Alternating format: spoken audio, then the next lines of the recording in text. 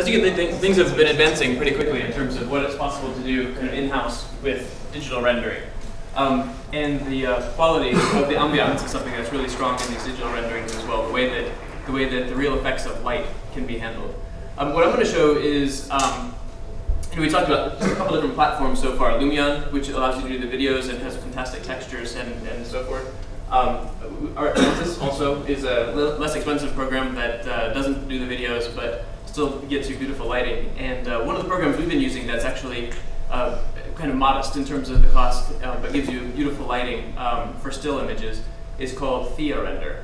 And so TheaRender is about $300, $350 for the program, and it essentially functions as a plugin to SketchUp. You basically launch it right through your SketchUp window. So I'll give you a little demo on that in a second, but first I want to show you a project that we used that in. So in our office, we were attracted by the modest cost of it. Picked it up a few years ago when things were a little slower, but the thing that we really like a lot about it is the quality of the lighting. In basic SketchUp files, this is a project that we did in the office located in Miami, so a little 8.5 acre site. And so I'll show you this as a demo. So in the early work that we did, we were exploring the design itself in SketchUp. So it's basically a mixed-use project, plaza out on a major road, a variety of different building types, row houses here, mixed-use buildings here. So early on, designing and playing around with the basic forms. This is just base SketchUp. So this is Google Earth here. There's a little JPEG of a sketch of a site plan that we did. So basically, sketched by hand a site plan, scanned it, and scaled it in SketchUp. Dropped it in on top of the Google Earth aerial. And then on top of that, basically used that as a base platform. And then on top of that, started dropping in some of these building types, like we talked about during the last session, to populate that and see what it looked like three-dimensionally. And did a lot of work rearranging things and moving things around. So this is kind of a very early version.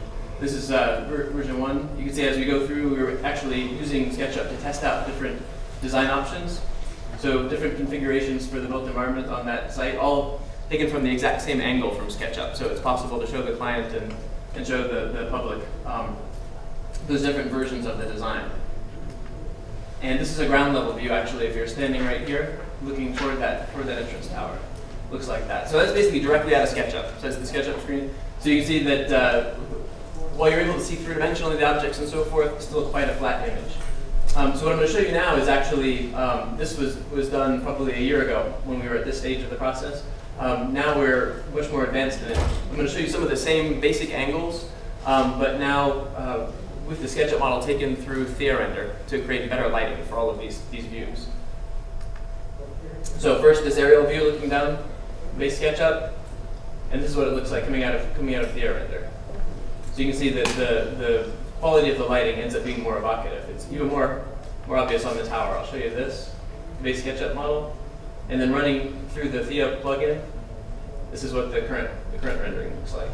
One of the things that TheaRender does that base SketchUp doesn't do in terms of the quality of lighting. In lighting, there are basically several different types of lighting in the real world. Kind of three main ones. So direct lighting, which is basically the sun, the actual rays from the sun coming and hitting your building, direct lighting.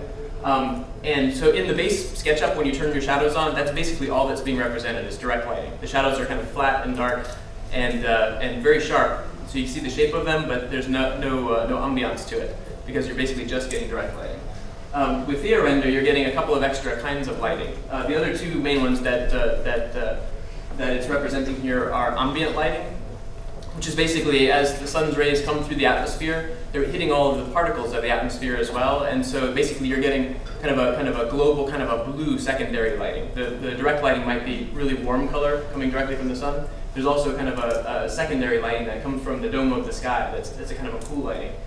So basically that'll start to light up your shadows. See in here? The shadows get kind of a little bit of a cool light instead of being just like even dark color. Where the direct light is not hitting, they're getting a little bit of that glow from the sky and lights them up a little bit blue there. And then the third kind of lighting is reflected lighting. So if direct light is coming down and bouncing off something and hitting up at something else, you start to get, I'll show you that you can see it, actually you can see it a little bit in here. See how the bottom of the shadow is lighter? It's a little lighter there, then it gets a little darker at the top. The bottom is basically getting lit up by direct rays of light that are coming down and hitting the floor and then bouncing up into that shadow. I can show you reflected light happening in a couple of the other images also. But by having those extra two kinds of lighting, by representing ambient lighting and reflected lighting also, all of a sudden your shadows become much more luminous. If you read back the old treatise on how to do watercolor elevations in the École des Beaux-Arts, the way that they were explaining how you do the gradients of dark to light across your shadows was basically trying to represent these ideas. They're basically showing shadows, for example, oftentimes getting darker at the top and then getting lighter as you got closer to the ground. And it was basically to give the effect of reflected light in an elevation of a watercolor. And it causes your drawing to look more, or your illustration to look more luminous. And so these new rendering programs are basically replicating that. So again, straight out of SketchUp. We changed the angle a little bit on this one, but this is the version out of Thea. Is it just rendering your entourage that's from SketchUp? In this case, yeah, the entourage here is just from SketchUp. The one thing that is from that we're bringing in from Thea is actually Thea's got textures. So you can see those roof tiles are actually painted on textures in Thea. And the thing that's cool about that, when you use their textures, they actually aren't just flat. When you look at the base SketchUp file, the color that's applied to that roof is just a flat color, so it's a flat plane. Mm-hmm. In Thea, these textures actually have texture. And so depending on the light angle, the little ridges of the clay tiles, for example, it's actually casting little shadows in there. So it causes it to look a little more three-dimensional. So do you have to choose every single roof, or is it just like SketchUp, you just choose one and it changes all of them? You can do it that way. And here, for example, if the building type is a component, so that if you change one in SketchUp, everything else changes, right. It will do the same thing. You basically go in and apply the texture one time, and it applies it to all of yours. So the porches, for example, are components here. So we did those roof textures just one time, and it applied it to all of them. So it's time saving in the same kind of way. You actually apply them right in SketchUp because it's working as a plugin to SketchUp. You're in the SketchUp window when you're doing all of the work. So it feels just like you're working in SketchUp. So view looking this direction, and that's what it looks like coming out of Thea. So much more evocative in terms of the lighting. Plan view. And plan view coming out of Thea. So the lighting that's on these buildings now replicates the kind of the bright Florida light that you're getting on these other existing buildings in Google Earth. And we added, there's a couple extra views that we didn't do SketchUp views from before. So this is basically right out of Thea with a sky photoshopped in behind. So the sky, the Thea sky was kind of a smooth gradient, and we realized that we needed a little more interest, and so actually took a Florida sky and photoshopped it in behind. But otherwise, all of the lighting that's here on this is straight out of TheaRender. Here you can actually see the reflected light a lot here. See this? The light on this one is coming in from the left-hand side, and you can see in this shadow, for example, there's kind of a warm light that's bouncing up from the bottom. So the shadow is going from cooler and darker at the top to warmer and lighter at the bottom. So that's reflected light bouncing off that sidewalk, and it's calculating that and applying it. But one of the things I actually really, as a designer, really like about using these kinds of programs also, with traditional architecture, the moldings, the function of these moldings is essentially to create shadow lines. And you're essentially drawing with shadows on your elevation to create the composition. So the shape and the darkness or lightness of the shadows is actually an integral part of the composition. And when doing just pure handwork, you're always kind of guessing. I do a lot of watercolors also, but you're essentially kind of guessing at that a little bit, guessing at how dark or light the shadows are and how large they are. And one thing I really like about these digital rendering programs is that the lighting is internally consistent across the entire image, and you're able to actually see the visual effect of those projections, those moldings, and the kinds of shadows they create. You can see, you get a real sense of whether or not your projections are deep enough, for example, in the actual architecture, creating enough of a shadow line. This is a ground level view from that same. One of the things that's great about this whole process using SketchUp is that you get many views out of a single model too. So a lot of the work goes into the initial model, and now we're just picking different viewpoints in SketchUp and then running through that TheaRender filter.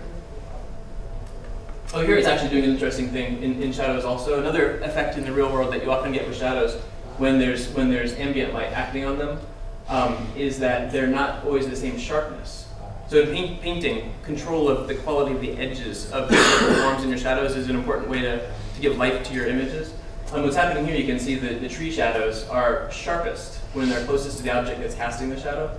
And as you get further away from that object, see that starting to get blurry. It gets less defined and softer.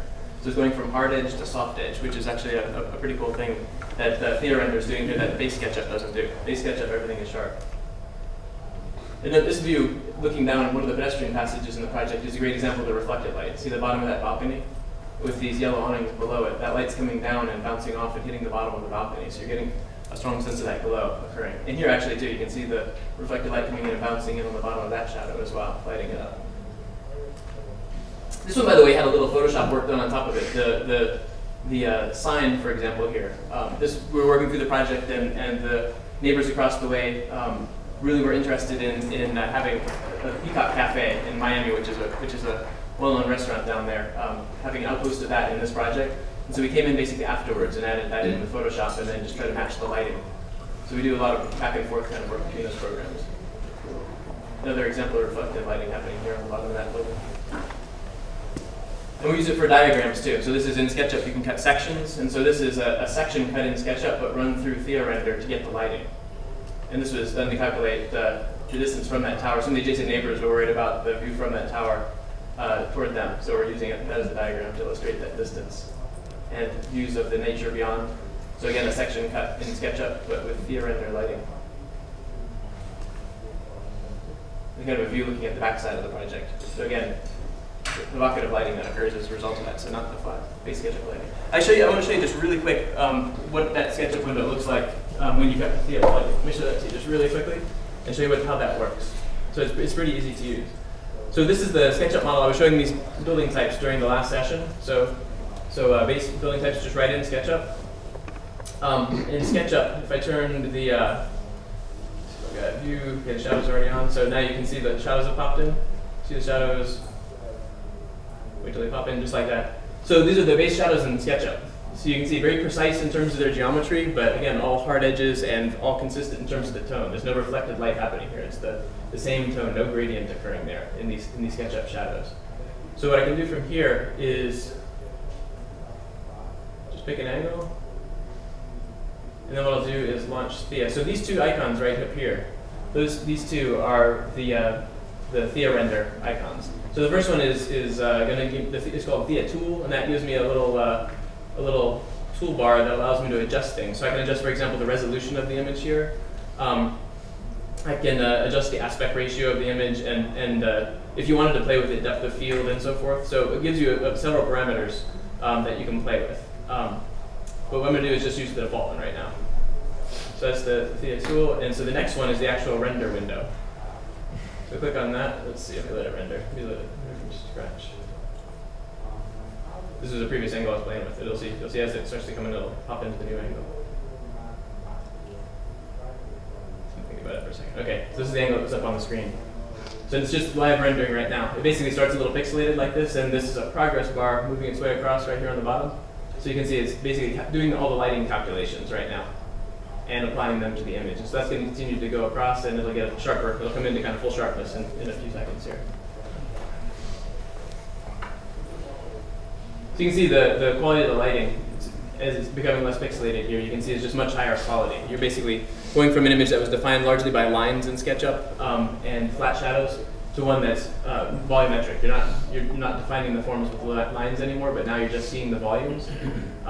And you can see that the shadows now are already, as it's processing, starting to get some of those complexities of the lighting. You can see that the lighting here is coming from the upper left, and in this shadow, for example, everything's basically white here, so you're not getting that many colors in the shadows, but you're actually getting some reflected light happening off the side of this porch, bouncing up into the shadow. See, it's darker at the top and lighter at the bottom. And over here, actually, we do have a color on this building. This diagram building type is yellow. So you can actually see the light is coming down and bouncing between these two buildings, and see how it's really warming up the shadow in there on that side. So a much more realistic kind of ambiance to the lighting. So I'll just let that keep on going a little bit. So we got a couple minutes left here. That's basically a fantastic tool that we use in the office, though. And like I said, very, very useful and surprisingly inexpensive also, and gives beautiful lighting. So, do we have any questions? Yeah. So I see on the screen right now you're on pass 2 of 10,000. Right. I assume you don't actually run through 10,000, but how many does it take to get a decent looking image in your experience? You can get a really good looking image out of something like this probably in 10 minutes or so. Takes about 10. Yeah, basically this particular way of working, basically it'll continue getting better and better and better kind of forever. It'll just keep on going. But basically, you'll actually just in the time I've got it sitting up here, you'll see it kind of sharpens in and gets to the usable point really quickly. So if it's a massive model that has a lot of calculating, if we're doing a really big aerial, for example, it might take an hour to calculate something like that. If it's got a lot of different shadow areas and a lot of different complex lighting that it's calculating. For something like this, though, yeah, it'd probably be 10 minutes or so to get to a really usable one. Are there hardware recommendations or requirements around it? Yeah, you know, this one actually doesn't require kind of a really fast computer. Also, you know, this is a relatively decent laptop, but not a great one. You know, I don't know the technical parameters for this, but it's not a laptop. It's a gaming laptop or something that's got a really high performance video card. So a relatively normal video card in this, and it seems to run quite well on that. So in terms of system requirements, because basically we're not trying to calculate videos and moving objects, which take a lot of horsepower in terms of the computer. The power of your computer would just adjust the render time. You know, if you had a much slower computer, it would just take longer for that progress bar to go across. So you need to let it sit longer. But yeah, it's essentially the difference. It seems to work quite well on a not a hopped up kind of a computer as well, which is another advantage we like. It's pretty resilient on charrettes and doesn't crash on us very much as a result of the travel laptops that we have. Could you touch for a second on exposure controls? I'm thinking about that image you showed of the shot through the archway. Right. That catches the stuff beyond it and the foreground. Yeah. It was a really well balanced image, and it's even hard to get something like that on a photograph. You know. Right. Are you typically happy with the basic default exposure lighting that you get, or do you often have to manipulate it in Photoshop a little bit after? We usually do manipulation in two ways. That you can manipulate stuff here. So actually, there's some controls that we have actually right here at the bottom. So in display here, this is going to allow you to manipulate some things. So these are actually similar to using a camera. You can manipulate ISO and shutter speed and f-stop. So you can play around with exposure right there in the image. Can you do that while it's rendering? It'll actually basically, I think it'll essentially kind of restart. It'll restart the render process if you change all these parameters while it's in the middle of it. Okay, I was going to say. Yeah. So you can do it there. There are some controls that you have back at that Thea window I showed you initially. So a little bit of control there. So we can play around with it there. You basically, in this, what you do is you set your lighting angle from SketchUp. So this is basically calculating the shadow angles, the same that I had when I just said. When I just turn the shadows on, basically in SketchUp, it's the same angle as that, so you can set your lighting that way. But in terms of all these other controls, you can kind of play around with them and adjust them right in Thea here. Do you find there's often a lot of trial and error, or after a couple of times going through it? Yeah, it's actually pretty good. And typically you can kind of see what you need to do. Typically what will occur is your shadows, for example, might come in a little dark, or your light surfaces will be burned out. You'll be a little overexposed.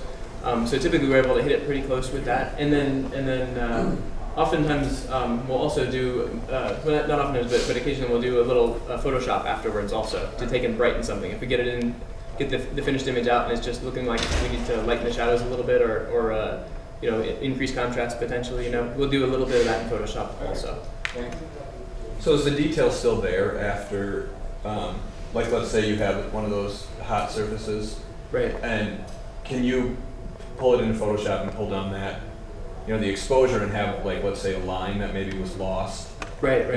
Because like a camera, the data is all there, it just has to be adjusted. I don't know if or does it export to just completely flat and you don't get any of that back? If you talk about it, if you wanted to increase contrast again, it's a little bit like photography. Once it's essentially you're exporting it and saving it as a JPEG afterwards. And so if it's a situation where you've kind of burned something all the way out to white, you've kind of lost the visual data of that. And so it would be difficult to darken that back down again and recapture that information. If it's something in the shadows, typically it's easier to deal with there. If it's not burned all the way out, you haven't lost the data. And so even if it's relatively dark in the shadows, you can usually adjust contrast in the shadows and recover visually being able to see detail. You can take and increase brightness and increase contrast at the same time in the shadows or to the overall image, and you'll start to see more definition of objects in the shadows. Back here? Can you show, you were talking about materials in Thea versus materials in SketchUp being flat versus having some dimension. Can you show that process? Is there a material list Yeah, there's actually a material kind of a material warehouse that's here, and there's actually, I gotta tell you, there's a fellow in our office that spends with these guys, Kenneth Garcia, who does a lot of that. He's actually the one who applied those textures. So he's the guru on that. I'm not exactly sure how he went through the process of applying the roof textures. He did that for me. So I know it's in here, but it's inside SketchUp. It's basically inside SketchUp. Yeah, you basically access the material library, Thea's material library through SketchUp, and when you're in the SketchUp window, you're actually it's the same way you would be applying color in SketchUp. Right. You can just go to the materials right in SketchUp. Let's see if I can bring that back up again. So if you're in SketchUp, this is just still sitting back behind. If you go to materials. So from this kind of menu, you're clicking on a color, and then you can just bucket fill it onto the actual model itself. It's basically the same way with the Thea textures. So you can grab any of these kind of textures right in SketchUp and drop them onto your model. So it's basically essentially the same. Well, I guess it's right here. There you go. The Thea materials. So it's right in there. So let's see. If you open up these different folders, there are different kinds of materials you can access. So we're all learning live here again. Metallic surfaces. So yeah, this is essentially where you're doing it. You're basically grabbing these materials in the Thea folder and then dropping them right onto the model.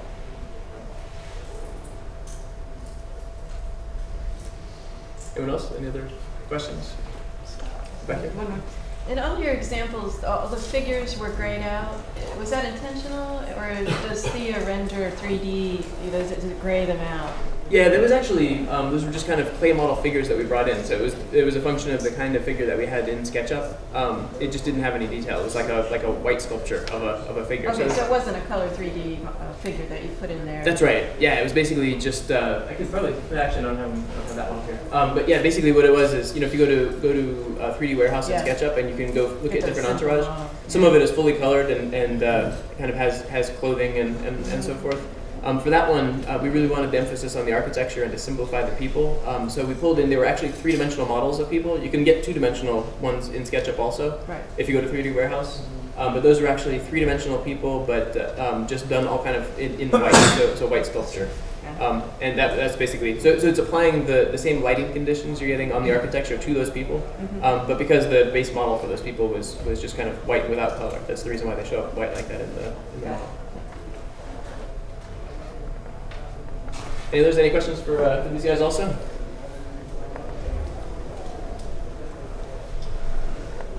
Everybody enjoying getting to see some of the things you can do nowadays with these programs? That's great. Yeah. Inspiring. Thanks, everybody.